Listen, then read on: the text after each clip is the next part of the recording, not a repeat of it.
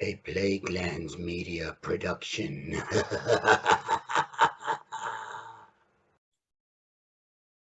Hey everyone, Hugh from Plaguelands Media here. And our Call of Cthulhu campaign has been going just really well. We're having a lot of fun with it. So I figured I would continue with the campaign journals that I have been writing after every session, just so the players have a guide for what happened last week, and then they can kind of remember and carry that on into the next week. We only get to play really once a week, although this week we did get to play twice. So it helps not only me, but it helps them as well to kind of remember. Also, because through most of these games, we are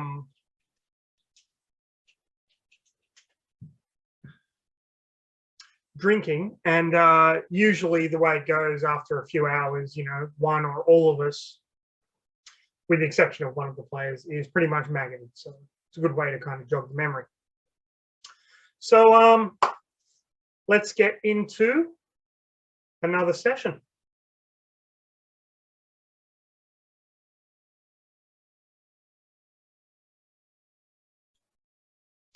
So unfortunately, Max was indisposed for this session, so this kind of focused on Mort. And he was basically awoken around 10 a.m. by Ma, the owner of the boarding house. She had received an urgent telegram from Boston, which Mort opened. Mort and Max, they had to pick names that were somewhat similar sounding. And it was basically an order from Boston to call the Boston chief of police, a man by the name of Balvolio Scarpetti. So he goes downstairs to Ma's office and asks, can he use her phone, which she willingly agrees. She tells him just to kind of lock up when he's done because she has chores to do. At this stage, Mort and Max have both endeared themselves to the owner of the boarding house, so she gives them kind of a little bit of leeway where she wouldn't otherwise give certain guests. So Mort calls the chief of police and discovers that he has been tasked with finding a fugitive who is apparently in Arkham at the moment, a man by the name of Felix Fuda, whom they met previously at Hibbs Roadhouse. Felix stole a book from the Order of the Silver Twilight. A man named Carl Stanford has asked that this man, Felix Fuda, be apprehended and the book returned to him. As far as anyone knows, the Order of the Silver Twilight is a political fundraising organization that has ties to the higher-ups in Boston society. After this call, which Mort was a little suspicious about, he phoned his precinct chief, and the precinct chief told him that, yes, this has come from higher up, and you need to do this because Chief Scarpetti has kind of ordered this. At this point, Mort also fills him in on the suspicious deaths, the reason he was initially in Arkham to begin with. So he knows that Max is going to the Miskatonic University Library to do some research, so he decides to kind of go off on his own. He got a cab to take him to Hibbs Roadhouse, as this was the last place that they had seen Felix Fuda. The owner of the Roadhouse Diner wasn't there the evening that they saw Felix, but the head of the kitchen was. The head of the kitchen is this 90-year-old guy who just is full of like sexual innuendo and double entendre. He's pretty much the horniest man in Arkham at this point. And he remembered Felix Fuda, and he remembered that he has seen Felix Fuda with Professor Warren Rice, and that he is somewhat associated with Miskatonic University. Professor Warren Rice is a professor of languages. The owner of the diner, after Mort and the owner have a little back and forth, she lets Mort know that the place to go in Arkham is a place called the Clover Club, but the Clover Club is incredibly exclusive, and that she will try to get him an invitation. At this point, for those of you that are familiar with the Arkham LCG, the Clover Club and some other locations and people come from that game. As a huge fan of that game, I wanted to kind of connect those in a little bit. After Mort leaves his roadhouse, he goes to John Hanley's house. He explains to John Hanley that the car that he lent them has been wrecked, and John Hanley, very forgiving, and basically tells Mort that after everything that happened, he's taking his wife on vacation to England.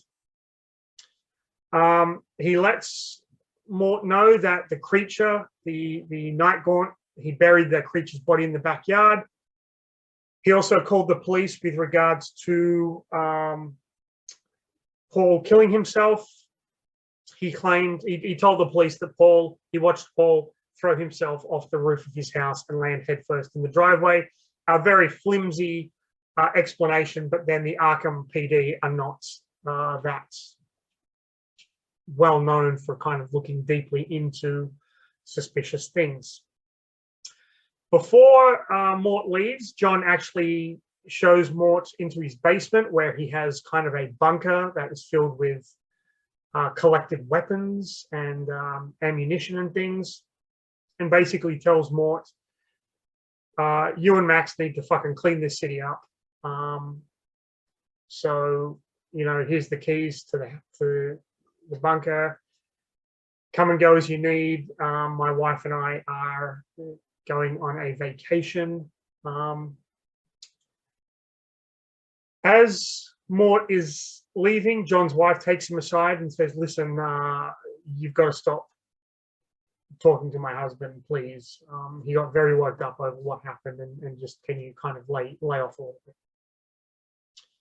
So Mort leaves John's house, goes next door to Paul Rogers' house, but he finds the house has been completely ransacked. Not so much in the style of a police search, but in the style of people actually ransacking his place looking for shit. Mort does find that in the closet, some floorboards have been ripped up. There was a hidden space there, but whatever was in that space is now missing. He decides to head to Miskatonic University to catch up with Max, grabs a cab. As he's talking to the cab driver about the Clover Club, the cab driver starts to freak out. The cabbie assumes that Mort has been sent to him by Peter Clover, because the cab driver is the one that often takes Professor Rice to the Clover Club, and Professor Rice is in a lot of debt now, and the cab driver thinks that this is all connected, but it's actually not. Mort manages to negotiate with the cab driver, and the cab driver decides to drop him off outside of the Clover Club, which isn't actually the Clover Club, but it's an Italian restaurant known as La Bella Luna. So Mort goes to check out this restaurant, but it's closed. He explores around the building, goes up on the roof, climbs up on the roof, but there's no way in. So he thinks, you know what, I'm just going to check out the buildings around here, see if people know anything. So he goes next door. There's a tailor shop, and the tailor kind of looks him up and down, and it's just like, you don't belong here. But Mort introduces himself as Mort Shackleton, and also lies to the tailor. He tells the tailor that he is actually a friend of Peter Clover. The tailor, a man by the name of Jimmy the Hand, looks at his ledger and lets Mort know that his name is indeed on this tailor's ledger as a person that the tailor is to measure and make a new suit for. So Mort gets measured for a navy blue cashmere suit. Jimmy the Hand says, I will deliver it to your residence, wherever you're staying. The next day, Mort, however, gives him a different room number than the one he's actually staying in. Across the street is a butcher shop, so he goes across to talk to the butcher. This butcher, a man named Sammy, doesn't really want to talk to Mort at first because Mort is an out-of-towner.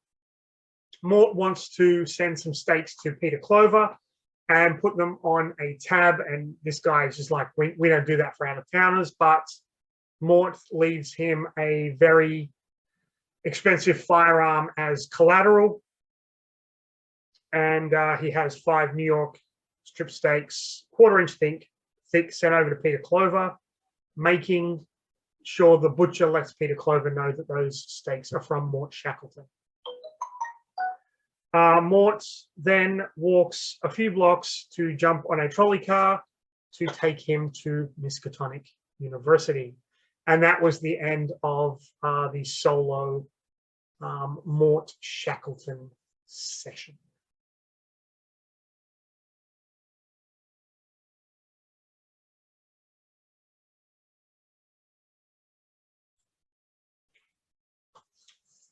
So Mort arrives at the university and he heads off to the Orne Library. He goes up to the librarian, a woman by the name of Susan Long, and he inquires as to the whereabouts of his friend Max. He is directed to the stairs to the basement. On the way there, he collides with a student who's wearing a medical lab coat. The student is carrying a bunch of medical textbooks, and he drops the books in the collision. This student is very upset with Mort. Mort is a little taken aback by this, but the student, who goes by the name of Claude Owen, basically tells Mort, watch where you're going, you clumsy oaf, and then grabs his books and storms off. And Mort was like, yeah, whatever, and heads down to the basement where he finds Max studying a book. The book is about an explorer who basically disappeared in Alaska after befriending a tribe of natives who worshipped a bear god who apparently brought snow. He relates everything that happened earlier in the day, and they decide to use the key that Felix Fuda had given them previously, which was to the restricted section. They were stopped by the librarian, but the librarian let them through with no trouble eventually. Now, in the restricted section, they're in a kind of a large room with 3 doors on the right-hand wall and a series of bookshelves to the left. Each door had a warding symbol etched into it. Mort tried to open the middle door, but the door was locked. So Max tried to pick the lock. This was not an easy lock to pick, and he made it with an absolutely phenomenal dice roll. The door slid open, but as it did so, they heard a small chime going off in the distance. And in the room, it was basically a small room with a clear glass cabinets around the 3 walls, each one holding a book, and there was a standing desk in the middle of the room. Now, Max goes to the first book, and it is a copy of Nameless Cults. He goes through it very quickly, making another fantastic roll and finding some mention of the Order of the Silver Twilight. Being the scholar that he is, he decides, fuck it, I'm just going to rip the pages out of this book and take them with me. The next book he found was actually a German translation of the Necronomicon. He's studying it, going through it basically on the desk in the middle of the room, when they hear footsteps, and they quickly make up a plan where Max is going to be studying this book, and Mort is going to be holding the book that Max was initially studying when he found him in the restricted section, in the basement of the library, which was the book that he actually stole from the office of Professor Armitage. The man who enters the restricted section is waving a cane, and he's asking them what they're doing in there, and you're not allowed to be in the restricted section. And Mort guesses that this is actually Professor Warren Rice. They manage to calm him down, and Max actually comes up with this brilliant plan to give him back the book that was stolen from Armitage's office, saying that he found it on an ex-student of the university and managed to retrieve it. He manages to bluff Professor Rice, and they decide to go back to Professor Rice's office to have a discussion. As they were leaving the basement, they hear a noise in the stacks, and there is a rat thing, which is like a rat-like creature with a human face, that is searching the stacks for a book. It takes this book down and kind of has it in its tail, a book by the title of The Golden Ballad, Volume 1. Max ended up shooting this thing, and Professor Rice recognizes it as a creature that is commonly used as a familiar to witches and wizards. So they go back to Rice's office and they talk about Professor Armitage being in Dunwich. He is up there to meet with a man by the name of Zebulon Whatley to purchase a collection of books for the university.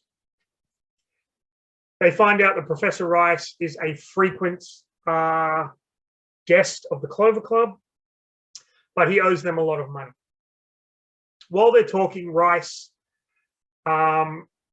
opens a bottle of moonshine that he procured from the Shelby gang. He lets them know the Shelby gang are notorious bootleggers. They have stills in the woods all around Arkham. He tells them that he does know Felix Fuder, but not his current whereabouts. Felix Fuder plans to keep the book that he stole, which was a book entitled Catechisms of the Knights of the Outer Void, in the restricted section until he heard the name Armitage. The book itself apparently is a collection of religious rituals. So after this conversation, Mort and Max decide to head back to the tailor, Jimmy the Hand, and they find out that Max's name is also on Jimmy's ledger and he is measured for a suit. He said that the suits would be delivered by Thursday at 3 p.m. And so they grab some dinner, they go back to the boarding house, and at the boarding house, there is an invitation to La Bella Luna. They are invited to go there Friday evening at 10:30 p.m. This was the end of a Wednesday, so they have 2 days